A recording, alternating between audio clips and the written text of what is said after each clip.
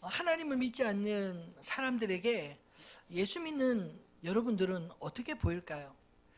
여러분 혹시 여러분 주변의 그리스도인들을 또 어떻게 보인다 생각하십니까?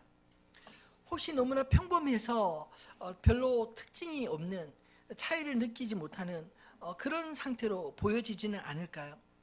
혹은 너무나 생각과 말이 독특해서 세상 사람들이 생각에 참 이상하다, 이렇게 느끼는 삶을 살고 있다 생각되지는 않으십니까?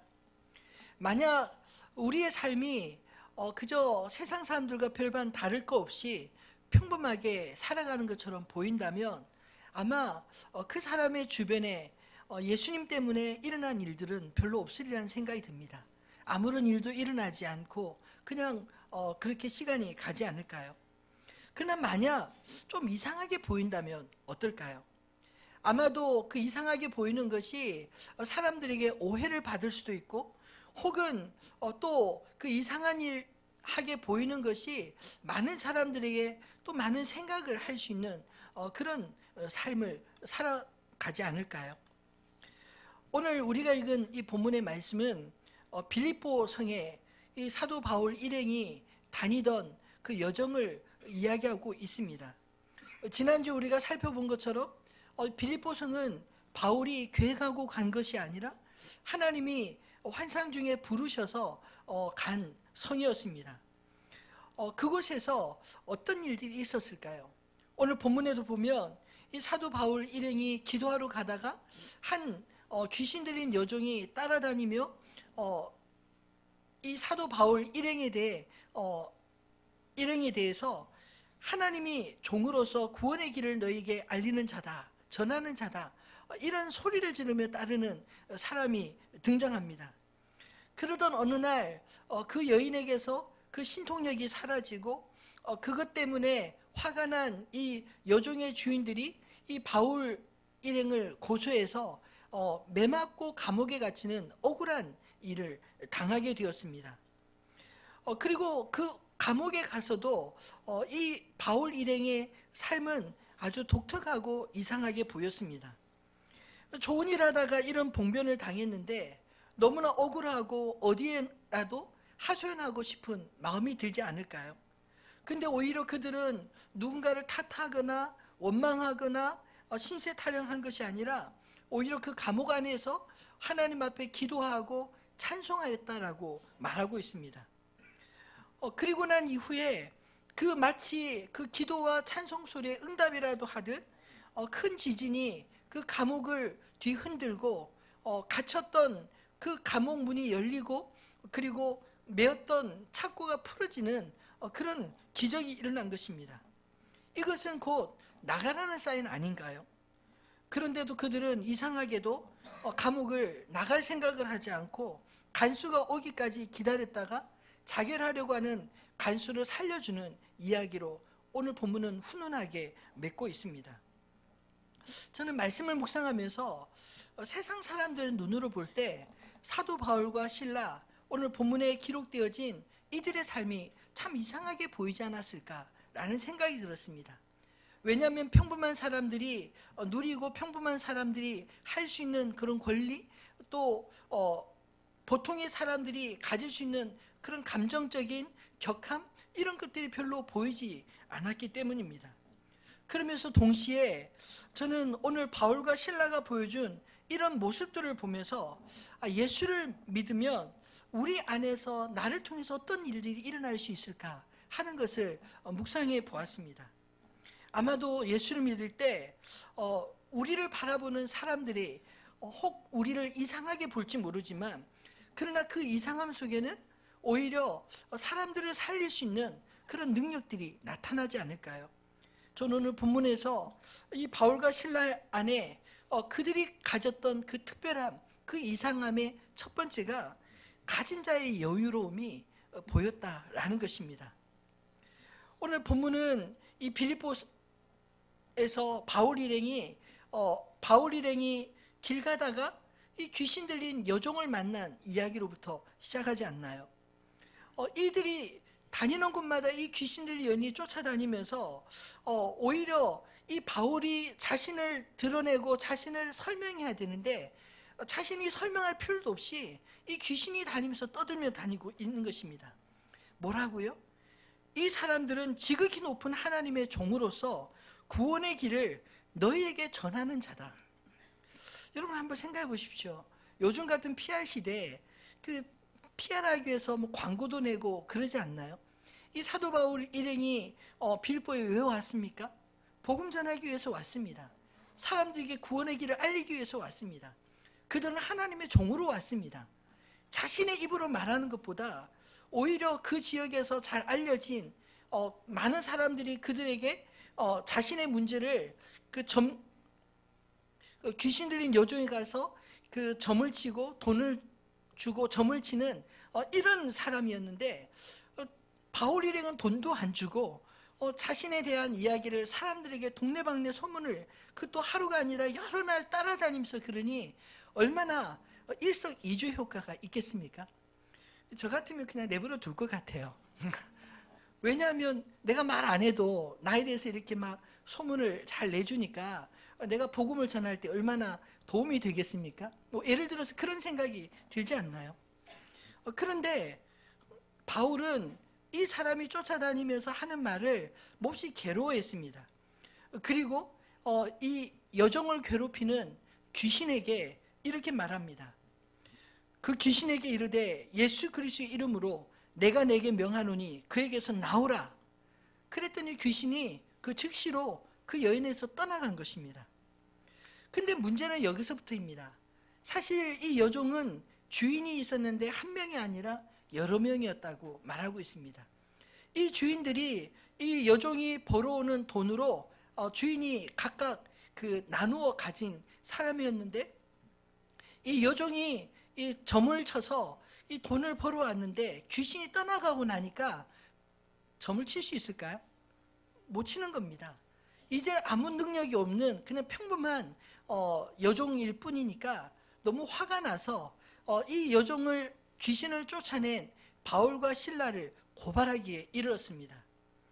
그 고발 때문에 이들은 사실 자신을 변호할 기회도 얻지 못하고 오늘 본문에 보면 유대인이라는 말만 듣고 이 상관들이 옷을 벗기고 장태에서 매를 때리고 그리고 감옥에 가두어 두는 기가 막힌 일을 당하게 된 것입니다. 바울 입장에서 사실 이 귀신 들린 여종을 이용할 수도 있는데 왜 굳이 그것을 하지 않았을까요?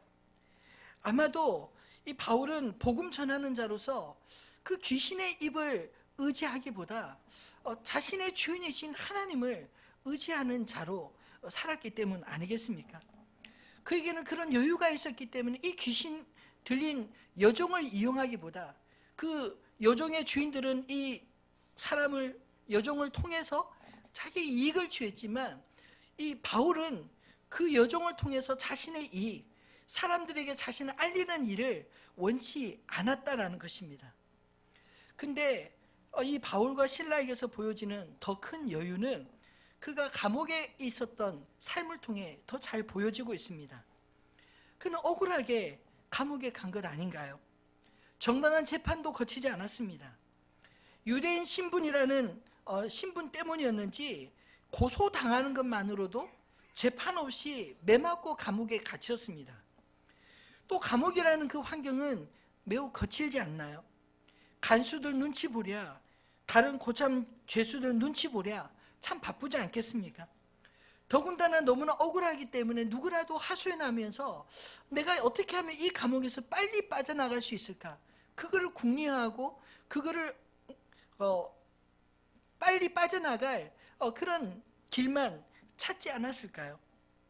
그런데 바울과 실라는 그런 눈치도 없이 다른 죄수들과 심지어 간수들에게도 들릴 정도로 기도하고 하나님을 그 감옥 안에서 높이는 찬송을 했다라는 것입니다. 하나님을 찬양했다는 이 말은 감옥에 갇힌 주제에 하나님을 원망하지도 않고 오히려 하나님을 높이고 있다, 예배하고 있다, 이런 뜻입니다. 도대체 이 바울과 실라 안에 이런 여유는 어떻게 온 것일까요? 그들 안에 크신 하나님이 함께 계시기 때문 아니겠습니까? 하나님의 함께 하심을 그들이 느끼고 알기 때문에 그들은 비록 감옥이라 할지라도 그곳에서 두세 사람이 내 이름을 모인 그곳에 나도 너희와 함께 있느니라는 그 말씀을 의지하여 기도하고 예배할 수 있었던 것 아닐까요? 이것이 저는 하나님을 가진 자의 여유라고 믿습니다. 우리는 바로 앞에 내일 일은 잘 모르지만 우리를 향하신 하나님의 약속 안에서 궁극적으로 우리 안에 하나님이 어떤 일을 이루실 것, 그 궁극적인 미래를 아는 자들입니다. 여러분, 하나님을 이끄심을 경험해 보셨나요? 하나님의 인도하심을 경험해 본 사람이라면 이런 여유가 있을 줄로 믿습니다. 비록 내가 한 계획이 다 틀어진다 할지라도 하나님이 나를 향한 가지신 계획이 있다는 것을 믿기 때문에 나의 계획은 이루어지지 않을지라도 하나님의 계획이 이루어질 것을 소망하는 그 소망이 끝까지 우리 안에 가질 수 있지 않나요? 저도 제 인생을 돌아보면 제가 계획했던 일들이 틀어진 일 참 많이 있습니다. 근데 참 신기하게 내가 계획한 일이 틀어지면 굉장히 마음이 힘들고 어렵지만 근데 좀 시간 지나고 나서 보니까 내 계획은 틀어졌는데 하나님이 나를 향하신 계획은 틀어지지 않았더라고요. 오히려 나의 계획이 틀어지고 하나님의 계획으로 내 삶이 다시금 조정받고 있다는 사실을 깨닫게 되었습니다. 그래서 깨닫은 것이 내 계획 틀어져도 괜찮아. 나를 향하신 하나님의 계획이 여전히 나를 붙들고 계시면 그것이 오히려 더 복되다. 이 사실을 깨닫게 된 것입니다. 여러분, 사실 오늘 바울 일행에 당한 일 예상치 못한 고난 아닌가요? 근데 오늘 말씀을 쭉 마지막까지 읽어보면 이렇게 바울에게 닥친 예상치 못한 고난이 오히려 오늘 말씀처럼 예상치 못한 기적으로 이어지는 그런 놀라운 일들, 오늘 바울뿐만 아니라 우리들의 삶 가운데도 일어나는 줄 믿으시기를 바랍니다. 믿음이 우리 안에 작동할 때 그것은 두려움이 아니라 평안과 여유를 가져다 주는 줄 믿으시기를 바랍니다. 올 한 해 예수님 안에 우리에게 이런 여유가 있어야 되지 않을까요? 똑같은 일을 당해도 하나님을 믿지 않는 사람들에게는 의지할 대상이 없기 때문에 당황할 수밖에 없지만 우리에게는 의지할 분 계실 뿐만 아니라 그 문제를 해결할 수 있는 주님을 믿기 때문에 담대함과 여유로움으로 끝까지 소망 가운데 승리하시기를 바랍니다. 오늘 바울과 실라의 모습이 이상하게 보이는 것은 사실 믿음의 눈으로 바라보지 못하기 때문 아닌가요? 그러나 바울과 실라의 삶을 믿음의 눈으로 바라본다면 비록 그들이 억울하게 감옥에 갈지라도 그곳까지 동행하시는 하나님, 그곳에서도 일하시는 하나님을 경험하게 될 줄로 믿습니다. 두 번째로 이 바울과 실라를 통해 보여주는 믿는 자로서의 이 이상한 모습은 그들 안에 매이지 않는 자유함이라고 믿습니다. 말씀을 묵상하면서 사실 익숙한 말씀이고 또 잘 아는 말씀이지만 오늘 본문에서 새롭게 보여지는 부분이 있었습니다. 그것은 귀신 들린 여종과 그녀의 주인들 그리고 간수와 그의 상관들의 묘한 대조가 오늘 말씀 속에 담겨져 보였기 때문입니다. 바울을 만난 이 두 사람의 변화, 이 귀신 들린 여종과 간수의 변화는 사실 그들의 주인들과 또 상관들과의 관계 속에서 다시 보면 새로운 이야기로 보여집니다. 여종의 주인들은 귀신들과 괴로움을 겪고 있었던 그 여종을 이용해서 오히려 돈을 벌고 있는 자들이 아닌가요? 근데 그 귀신이 쫓겨나고 나니까 그들이 돈을 벌지 못할 것을 두려워해서 이 원망함으로 이 바울을 고소한 것입니다. 또 간수의 상관들은 고소하는 사람들을 의중에 두고 그 로마인들의 이야기를 듣고 유대인들은 그냥 무시하는 차원에서 그 말만 듣고 고소하는 말만 듣고 재판도 없이 감옥에 가두지 않나요? 근데 나중에 바울이 내가 로마인인데 정당한 재판도 없이 이렇게 대하느냐. 나중에 그렇게 문제를 제기하자 그들이 본문에 보면 두려워하여 바울에게 와서 그에게 간청해서 풀어주면서 떠나도록 그렇게 말하고 있지 않나요? 그 부분에서 이 간수의 상관들은 무엇을 두려워했을까? 사람을 두려워하는 사람 아니었을까요? 그들은 돈에 매이고 사람들에 매여 살고 있었습니다. 그 돈과 사람에 매여 있는 그 사람들의 밑에서 그 여종의 신세와 또 간수의 신세는 얼마나 처량했겠습니까? 여종의 삶은 자기의 삶이 전혀 없었을 것입니다. 그래서 마치 오늘 귀신 들렸다라는 표현처럼 귀신 들릴 만한 그런 처지에 있었던 것 아닐까요?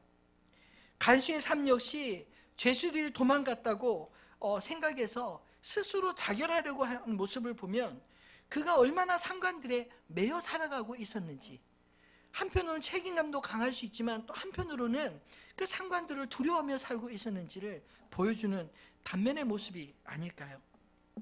그런 그가 본 이상한 사람들, 감옥에 들어온 죄수임에도 불구하고 오히려 자기보다 더 자유롭고 감옥에서 탈출할 기회가, 절호의 기회가 주어져 있는데도 불구하고 간수가 대신 벌받을까 봐 나가지 않는 이들을 보며 이 간수는 무슨 생각을 했을까요? 오늘 29절로 30절에 그의 마음을 엿볼 수 있는 말이 있습니다. 한번 같이 읽어볼까요? 29절 30절입니다. 간수가 등불을 달라고 하며 뛰어들어가 무서워 떨며 바울과 실라 앞에 엎드리고 그들을 데리고 나가 이르되 선생들이여 내가 어떻게 하여야 구원을 받으리까 하거늘. 아멘. 본문에 보면 참 이상하지 않나요? 죄수의 신분인 이 바울과 실라 앞에 그를 지키는 간수가 무서워 떨며 무릎을 꿇었다라고 말합니다. 그리고 뭐라고 물었나요? 오늘 본문에 보니까 내가 어떻게 하여야 구원을 받으리까 이렇게 질문하고 있습니다. 무슨 말인가요? 간수의 눈에 이 바울과 실라가 이제 더 이상 평범한 사람으로 보이지 않았다는 것입니다. 그 이상의 경외감을 가지고 바라보게 되었다, 그런 뜻이 아니겠습니까? 그래서 감옥을 지키는 간수가 감옥에 갇힌 죄수들에게 해서는 안 될 이런 이상한 말을 하고 있는 게 아닌가요? 이 구원을, 내가 어떻게 하면 구원을 받을 수 있겠습니까? 라고 하는 이 질문은 사실 갑작스럽게 이 간수에게 들어온 생각이 아닙니다. 바로 앞에 17절에 그 귀신 들린 여종이 몇 날을 쫓아다니면서 사람들에게 선전했던 이야기 아닌가요? 이 사람들은 지극히 높은 하나님의 종으로서 구원의 길을 너희에게 전하는 자라. 구원의 길을 전한다고 했기 때문에 그들을 알아보고 내가 어떻게 하면 너희들이 전하는 그 구원을 받을 수 있겠느냐, 이렇게 묻고 있는 것입니다. 그렇다면 간수에게 있어서 구원이란 무엇일까요? 감옥을 지키는 자가 늘 보는 구원이라는 것은 감옥에서 나가는 것, 이제 그 형기를 마치고 출소하는 것, 그것을 감옥을 지키는 간수 입장에서 구원이라 생각하지 않았을까요? 무엇이냐면 매이지 않고 자유할 수 있는 그것을 구원이라고 보았을 것입니다. 근데 오늘 본문에서 보여주는 것처럼 그는 감옥을 지키는 간수였음에도 불구하고 그 역시 세상에 만든 질서와 또 상관들의 명령에 의한 또 다른 감옥에 살고 있었다는 것을 보여주는 게 아닐까요? 그런 매임으로부터 진지하게 이 바울에게 질문하는 것입니다.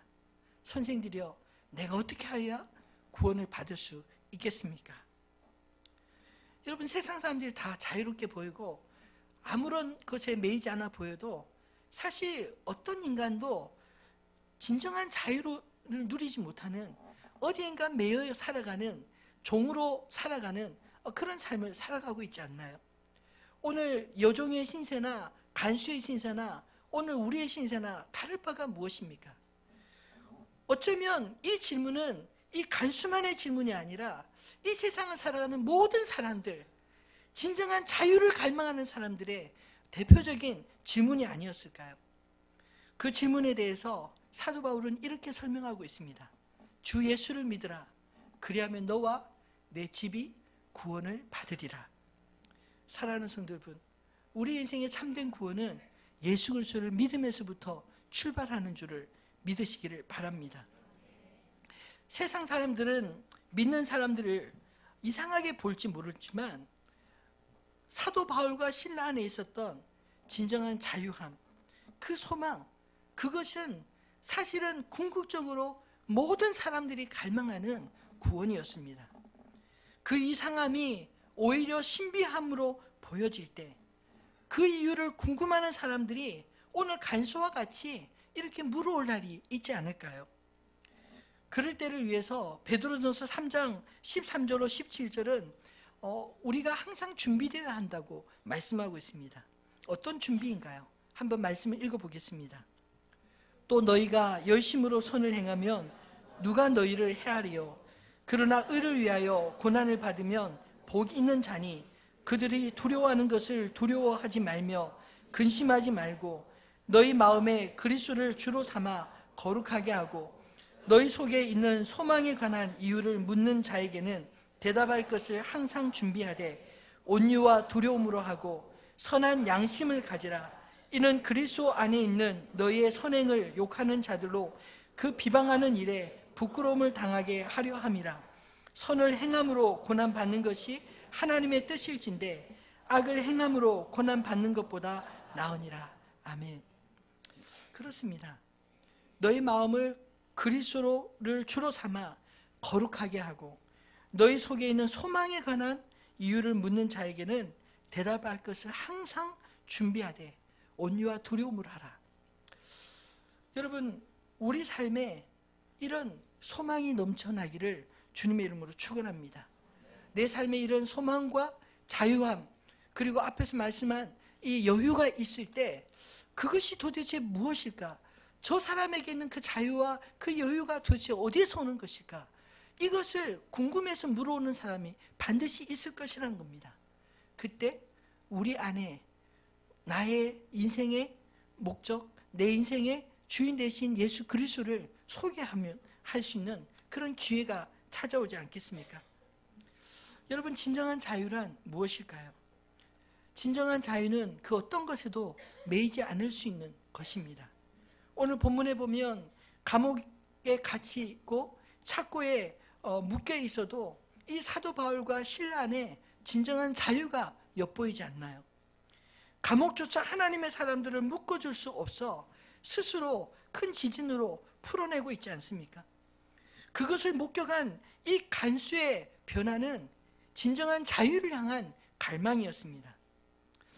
여러분은 구원을 받은 자로서 하나님 안에 있는 여유와 그 어느 것에서도 매이지 않는 자유함을 가지고 사십니까?